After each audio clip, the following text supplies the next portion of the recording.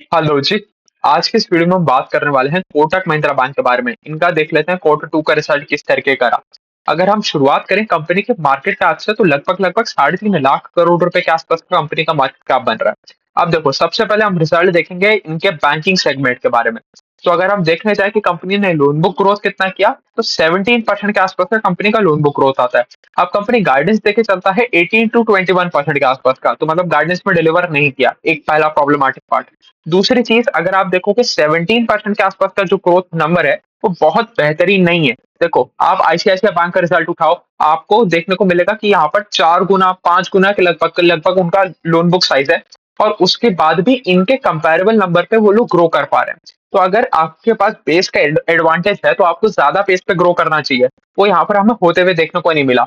और उसके बाद भी अगर हम थोड़ा सा इसको और फ्रैगमेंट करने की कोशिश करें, हम देखने की कोशिश करें कि 17% आ कैसे रहा है, तो हमें पता चलेगा इसमें कुछ पोर्शन है जो दूसरे बैंक्स को लेंडिंग किया हुआ है। तो आप देखो, समझो थोड़ी सी क्या कहानी होती है।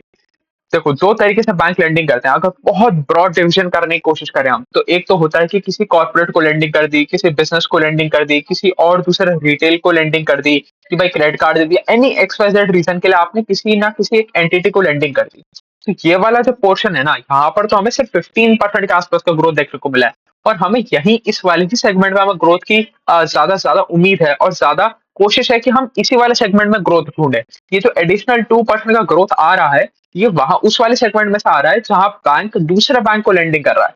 कि भाई कोटक महिंद्रा बैंक ने आईसीआईसीआई बैंक को थोड़ा पेमेंट कर दिया, थोड़ा लोन दे दिया, एचडीएफसी बैंक को थोड़ा लोन दे दिया, इंडसइंड बैंक को थोड़ा सा लोन दे दिया। तो ये वहां से 2% का एडिशनल एडिशनल हमें ग्रोथ रेट देखने को मिल रहा है।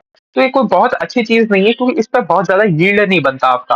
भाई आप कोई सामने वाले बैंक से 15% पे इंटरेस्ट थोड़ी चार्ज कर लोगे, या 12% पे इंटरेस्ट थोड़ी चार्ज कर लोगे। तो वो उतना ज्यादा हाई यील्डिंग नहीं होता। तो अगर हम नेट नेट बात करें, तो यहाँ पर सिर्फ 15% के आसपास का हमें ग्रोथ देखने को मिल रहा है। तो इसलिए ये भी थोड़ा सा प्रॉब्लमैटिक पार्ट बन रहा है। अब जैसे हमें पता चल रहा है कि जो बड़ी जितनी भी बड़ी बड़े बैंक्स है, आप देख लो, कोई किसी में भी कोई बहुत ज्यादा ग्रोथ आ नहीं रहा। इसकी भी कहानी वैसे ही है। इन बैंकों से हमें बहुत ज्यादा उम्मीदें हैं कि भाई कोटक महिंद्रा बैंक के बारे में बात करें, आपके पास बेस इफेक्ट है, आपके पास अच्छा मैनेजमेंट है, आपके पास आगे का अच्छा गाइडेंस देके चल रहे हो, उसके बाद भी आप डिलीवर नहीं कर पा रहे हो, तो एक प्रॉब्लमैटिक पार्ट बन जाता है। अगर हम अब बात करें डिपॉजिट ग्रोथ के बारे में, तो यहाँ पर डिपॉजिट ग्रोथ भी 15% के आसपास का ही है। तो अब देखो, अब अगर आप अच्छा देखने जाओगे, तो अच्छे में तो यह है कि भाई आप 15% पे अपनी लोन बुक को बहुत लंबे समय तक ग्रो कर सकते हो। यहाँ पर कोई आपको दिक्कत आने वाली नहीं है, आप अपने लेवरेज को बहुत ज्यादा नहीं बढ़ाओगे। बट अगर आपको ज्यादा पेस पे ग्रो करना है, आपको 21-22% जिस जो कंपनी का गाइडेंस है 18 to 21% के आसपास का, तो अगर आपको अपर रेंज पे गाइडेंस के पहुंचना है, 21% के आसपास का ग्रोथ करना है, तो आपको अपना डिपॉजिट का पेस ऑफ ग्रोथ बढ़ाना पड़ेगा। आप बहुत लंबे समय तक 21% का ग्रोथ कर नहीं सकते विद 15% ऑफ डिपॉजिट ग्रोथ। ये चीज भी हमें समझ के चलना पड़ेगा। उसके बाद अगर हम बात करें कासा के बारे में, तो इनका कासा भी नीचे की तरफ ही गया। अभी करीबन करीबन 43% के आसपास पे आ गया है इनका कासा। तो बाकी बैंकों की तरह इनका भी नीचे जा रहा है। कोई बहुत इंडस्ट्री से अलग कहानी नहीं चल रही। ऐसा भी नहीं है कि बहुत तगड़ा फॉल हमें देखने को मिल गया। मोर और लेस पूरी इंडस्ट्री में सबका ही कासा खराब हो रहा है, क्योंकि इंटरेस्ट रेट हाई है। अगर आप इंडिया में इंटरेस्ट रेट देखोगे, तो वो बहुत ज्यादा ऊंचे हैं। रेपो रेट की बात हो रही है अभी। जब भी आपके रेपो रेट ऊंचे होते हैं, तो लोग बाग क्या करते हैं, अपना सेविंग्स अकाउंट करंट अकाउंट में से पैसा निकालते हैं और सारा का सारा एफडी करा देते हैं, क्योंकि उस पर उनको ज्यादा रिटर्न मिल रहा होता है, उस पर उनको ज्यादा इंटरेस्ट रेट कमाने को देखने को मिल रहा होता है। तो ये सारे के सारे बैंक्स का जो चीप सोर्स ऑफ फंड है, जो कासा अकाउंट्स है, वो कम हो जाते हैं, उसमें पैसा कम आ जाता है इनके। तो सबके साथ ही वो हो रहा है, इनके साथ भी हुआ। तो कुछ अलग सा इनके प्रॉब्लम नहीं आ रहा। ये चीज भी हमने समझ लिया। अब देखो, अब थोड़ी सी बात कर लेते हैं कि कोटक महिंद्रा बैंक एक कंग्लोमरेट बिजनेस है, तो उनके सारे सेगमेंट समझ लेते हैं कि भाई अगर कोटक महिंद्रा बैंक कुल मिला के 100 रुपए का प्रॉफिट बना रहा है, तो कौन कौन से सेगमेंट कितना कितना कंट्रीब्यूशन कर रहे हैं। अगर हम बात करें, इनका जो मेन डिवीजन है, बैंकिंग वाला डिवीजन, वो 76% के आसपास का कंट्रीब्यूशन कर रहा है। अब देखो, ये धीरे धीरे कम हो रहा है। अब देखो, कम होना प्रॉब्लमैटिक पार्ट नहीं है, बट किस रीजन की वजह से कम हो रहा है, वो प्रॉब्लमैटिक पार्ट है। अब देखो, अगर आपके कैपिटल मार्केट वाला डिवीजन है, जैसे आपके पास ब्रोकिंग वाला डिवीजन है, एएमसी वाला डिवीजन है, इंश्योरेंस वाला डिवीजन है, या और कोई भी दूसरा डिवीजन है, अगर वो बहुत अच्छे पेस पे ग्रो कर रहा है, तो उसका कंट्रीब्यूशन बढ़ जाएगा। वो बिल्कुल वैलिड पॉइंट है, वहां पर कोई दिक्कत वाली बात नहीं है। बट यहाँ पर हो ये रहा है कि आपके कैपिटल मार्केट वाले बिजनेस अच्छा तो कर रहे हैं, आपका बैंकिंग वाला डिवीजन उतना अच्छा नहीं कर रहा। इसकी वजह से रिडक्शन इन कंट्रीब्यूशन आ रहा है हमारे बैंकिंग वाले डिवीजन में। ये पार्ट अच्छा नहीं है। देखो, पहले ये करीबन-करीबन 88% के आस-पास का कंट्रीब्यूशन लेके आया करता था बैंकिंग वाला डिवीज़न, जो अब सिर्फ 76% रह गया। अगर बैंकिंग वाला डिवीज़न भी 20-22% के आस-पास पे बढ़ता, तो कोई प्रॉब्लमैटिक पार्ट नहीं था कि भाई इसका इसका कंट्रीब्यूशन छोटा होता जा रहा है। बट ये लोग अंडर परफॉर्म करके अपने अपने कंट्रीब्यूशन को चेंज कर रहे हैं, वो वहाँ पर प्रॉब्लम आ रही है। 11% आता है हमारे कैपिटल मार्केट से, 7% आता है हमारे इंश्योरेंस से और जो बचा हुआ रिमेनिंग है वो हमारा आता है एसेट मैनेजमेंट वाले बिज़नेस से। चलो ये भी देख लिया। अगर हम बात करें हर एक सेगमेंट के पार्ट के बारे में, तो यहाँ पर हमें पिक्चर क्लियर हो जाएगी जो थोड़ी देर पहले हम बात करने वाले थे। कि भाई जो बैंकिंग वाला सेगमेंट है उसका पार्ट बढ़ा सिर्फ और सिर्फ 4% से 4% का ग्रोथ आया पार्ट में बैंकिंग वाले सेगमेंट का। ये प्रॉब्लम है। अगर ये बढ़ा होता 20% के आसपास से 22% के आसपास से और फिर कंट्रीब्यूशन कम हुआ था तो कोई बात नहीं कि भाई आपके बाकी सारे डिविजन बहुत ही अच्छा कर गए, तो इसमें आप क्या कर सकते हो? आप बैंकिंग वाले को कोई चाबुक मार के ऐसा तो नहीं कर सकते कि भाई तू 50% से बढ़ेगा, हमें सेम कंट्रीब्यूशन मेंटेन करके चलना है। तो कंट्रीब्यूशन चेंज हो गया वो प्रॉब्लमैटिक पार्ट नहीं है, जिस वजह से चेंज हुआ वो प्रॉब्लमैटिक पार्ट है। अगर हम बात करें कैपिटल मार्केट वाले डिवीजन के बारे में, तो उनका पार्ट बढ़ा बाय 52%, मतलब धमाकेदार पेस ऑफ ग्रोथ। इंश्योरेंस वाले का भी बढ़ा 50% से, बहुत बढ़िया, वहां पर भी कोई दिक्कत वाली बात नहीं है। और अगर एसेट मैनेजमेंट वाले की बात करें तो यहाँ पर 58% का राइज हमें देखने को मिला। तो बहुत बहुत बेहतरीन, बहुत बेहतरीन। और इन सबको अगर हम एग्रीगेट करते हैं तो पूरी कंपनी का पार्ट बढ़ा by 13% over a Y level. अब देखो, जो आपका सबसे बड़ा सेगमेंट है जो 76% के आसपास का कंट्रीब्यूशन कर रहा है, वही ढंग के पेस पे ग्रो नहीं करेगा, तो अगर आपका एएमसी वाला, कैपिटल मार्केट वाला 50-50, 60-60% भी बढ़ जाए, तो आपकी जो ओवरऑल ग्रोथ रेट है उसके ऊपर कोई बहुत ज्यादा डेंट पड़ेगा नहीं। वही हमें यहाँ पर देखने को भी मिल रहा है। अब आ जाते हैं, चलो मेन डिविजन के बारे में सारी की सारी चर्चा कर लेते हैं। सबसे पहले हम नंबर से ही शुरुआत कर लेते हैं। अगर हम बात करें नेट इंटरेस्ट इनकम के बारे में, वो बढ़ा by 11% over Y level. Total income was up 13% over Y level. तो ठीक है, मतलब टोटल इनकम में क्या क्या आ जाता है कि भाई आपके क्रेडिट कार्ड हो गया, उसके उसका जो आपने एनुअल मेंटेनेंस चार्ज है वो हो गया, आपने कोई ईएमआई कन्वर्ट कराई तो उसमें जो वन टाइम प्रोसेसिंग फी होती है वो आपकी अदर इनकम में आके जुड़ जाती है। आपने अपने अकाउंट में बैलेंस मेंटेन करके नहीं रखा, तो जो बैलेंस मेंटेन ना करने की वजह से जो आपके ऊपर चार्ज लगता है वो आपके अदर इनकम में आ जाता है। तो ये सारे के सारे कंपोनेंट अदर इनकम में आते हैं हमारे। तो यहाँ पर थोड़ा हमें एडिशनल ग्रोथ देखने को मिला, इसलिए टोटल इनकम थोड़ा ज्यादा पेस पे बढ़ा। 13% के आसपास का वहां पर हमें ग्रोथ देखने को मिला। बहुत बढ़िया बात, कोई दिक्कत वाली बात नहीं है। अगर हम ऑपरेटिंग प्रॉफिट के बारे में बात करें तो operating profit also went up by 11% over Y level. But आपके प्रोविजन बहुत तगड़े पेस पे बढ़ गए। अब यहाँ पर थोड़ी सी गणित समझने की कोशिश करते हैं। हम ऑपरेटिंग प्रॉफिट तक पहुंच गए। अब ऑपरेटिंग प्रॉफिट में से हम दो चीज माइनस करेंगे। एक हम माइनस करेंगे प्रोविजन और दूसरा माइनस करेंगे हम टैक्स। टैक्स मोर और लेस कांस्टेंट रहता है क्योंकि टैक्स रेट कांस्टेंट है कि भाई अगर 20% पे लग रहा है तो 20% ही लगेगा, 25% लग रहा है तो 25% लगेगा, 30% लग रहा है तो 30% लगेगा। तो वो आपको बहुत ज्यादा वेरिएशन नहीं देता। अब आपका जो वेरिएशन है, जो वेरिएबल कंपोनेंट है, वो है प्रोविजंस। प्रोविजंस का मतलब क्या हुआ कि आप आज आपको लग रहा है कि आपके कुछ लोन्स खराब हो सकते हैं, तो आप आज के प्रॉफिट में से कुछ पैसा बाहर निकाल के रख देते हो और कहते हो कि भैया ये वाले जो लोन खराब हो जाएंगे तब उसके लिए मैं ये आज ही पैसा निकाल के रख रहा हूँ। तो वो आप अपने ऑपरेटिंग प्रॉफिट में से कुछ पैसा, कुछ प्रॉफिट साइड कर देते हो उन खराब होने वाले लोन्स के लिए, जो आपको लग रहा होता है, डाउटफुल लग रहा होता है उन लोन्स के लिए। तो आपके provision went up by 80% over Y level. तो ये बिल्कुल भी अच्छी चीज नहीं है। अगर आपके 80% प्रोविजन बढ़ गए, इसी की वजह से आप देख रहे हो पार्ट सिर्फ 4% से बढ़ा, तो यहाँ पर आ रहा है प्रॉब्लम। और उसके बाद अगर आप देखोगे आरओई का ट्रेंड, जैसे हमें मोर और लेस सारी चीजें पता चल जाती हैं बैंक के बारे में, बैंक छोड़ो किसी भी कंपनी के बारे में, अगर आपको सिंपल एक मैट्रिक समझना हो तो उसका देखो आरओई का ट्रेंड किस तरफ जा रहा है। अगर आरओई का ट्रेंड नीचे की तरफ है तो वहां पर प्रॉब्लम्स आ रही हैं। और देखो, एक और चीज समझना है, सिर्फ सिर्फ ट्रेंड देखने से बात नहीं बनेगी, हमें समझना पड़ेगा कहीं ऐसा तो नहीं कि उस कंपनी ने क्यूआईपी किया हो। अगर आप वो कंपनी क्यूआईपी करेगी तो उनका इक्विटी बेस बढ़ जाएगा, तो एक बार टेम्परेली जो उनका आरओई है वो नीचे आ जाएगा। वहां पर वो चीज खराब नहीं है। बट अगर आपका बिना कोई ऐसे रीजन की वजह से आपका आरओई नीचे आ रहा है, तो इसका मतलब कंपनी में कुछ ना कुछ गड़बड़ चल रही है, कंपनी अपने पीक परफॉर्मेंस मोड पे है नहीं। तो ये चीज हमें समझ के चलना पड़ेगा। तो इनके साथ भी वही कहानी है, 16-17% के आरओई से ये कंपनी घट के रह गया 12 के आरओई पर। तो प्रॉब्लम्स तो यहाँ पर हमें लगातार देखने को मिल रही है। चलिए, ये सारी चीजें भी हमने देख ली। अब थोड़ा सा इनके लोन बुक सेगमेंटेशन के बारे में बात कर लेते हैं। 46% तो आता है इनका, जो इनके इनके डायरेक्ट रिटेलिंग वाला कस्टमर है कि भाई इन्होंने होम लोन कर दिया, बिजनेस लोन कर दिया, क्रेडिट कार्ड लोन कर दिया, तो 46% तो आया वहां से।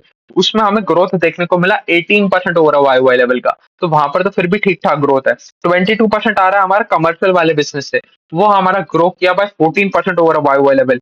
फिर कॉर्पोरेट सेगमेंट भी कंट्रीब्यूट करता है 22% के आसपास का, वो ग्रो किया by 13% over Y Y level. And remaining 10% है हमारा एसएमई लोन से, और वहां पर ग्रोथ आया हमारे 31% ओवर वाई वाई लेवल का। और इसको मिला के टोटल नेट एडवांसेस ग्रोथ जो हमें चाहिए, जो आप किसी ना किसी एक एंटिटी को दे रहे हो, कोई दूसरे बैंक को लेंड नहीं कर रहे हो, वहां पर हमारा ग्रोथ रेट बन रहा है 15% ओवर वाई वाई लेवल का।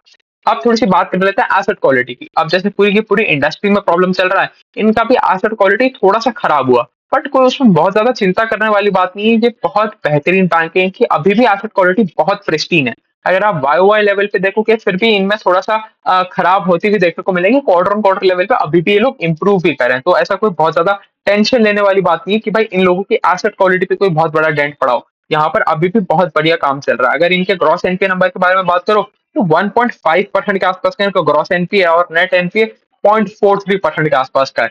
तो एब्सोल्यूट एसेट क्वालिटी टर्म्स में तो हमें कोई दिक्कत देखने को नहीं मिल रही, बट हाँ थोड़ी बहुत प्रॉब्लम्स हैं, इसी की वजह से आपके ग्रॉस एनपीए नेट एनपीए थोड़े से ऊंचे लेवल पर पहुंचे। तो ये चीज भी हमने देख ली। अगर हम स्लिपेज रेशो के बारे में बात करें तो इनका थोड़ा सा स्लिपेज रेशो भी बढ़ गया। अब देखो स्लिपेज रेशो हमें क्या बताता है कि भाई आपके हर क्वार्टर में नया लोन कितना खराब हो रहा है। कि भाई पहले आपका हर क्वार्टर में 100 करोड़ का लोन खराब हुआ करता था, इस बार 100 करोड़ की बजाय 120, 125, 130 करोड़ के आसपास का लोन खराब होगा, तो आपका स्लिपेज रेशो बढ़ गया। तो वहां पर भी हमें थोड़ा सा इंक्रीमेंट देखने को मिला है, थोड़ा सा खराबी की तरफ वो जाता हुआ हमें देखने को मिला है। और अगर बात करें जब आप इतनी सारी चीजें हो गई हैं तो आपका credit cost is bound to go up. तो क्रेडिट कॉस्ट क्या है? Provision upon total asset. तो अगर आपका क्रेडिट कॉस्ट ऊपर जाता है तो मोर और लेस कंपनी ये कहना चाह रही है कि हमारी एसेट क्वालिटी में अभी थोड़ा सा स्ट्रेस और आ सकती है, थोड़ी सी खराबी और आ सकती है। तो अगर हम बात करें, इनका क्रेडिट कॉस्ट बढ़ गया पॉइंट फ्रॉम 0.42% टू 0.65%। बट ठीक है, देखो ये सारी बहुत ग्रैन्युलर लेवल पे हम चीजें देख रहे हैं, हम एकदम बहुत फिक्सेट होकर चीजों को समझने की कोशिश कर रहे हैं, इसलिए हम ये सारी चीजें देख रहे हैं। अभी भी अगर आप बात करोगे कोटक महिंद्रा बैंक की एसेट क्वालिटी के बारे में, एचडीएफसी बैंक की एसेट क्वालिटी के बारे में, तो यहाँ पर कोई एसेट बहुत तगड़ा प्रॉब्लम नहीं है। बट हाँ खराब हुई है थोड़ी सी चीजें, बट इतना हमें समझ के चलना है।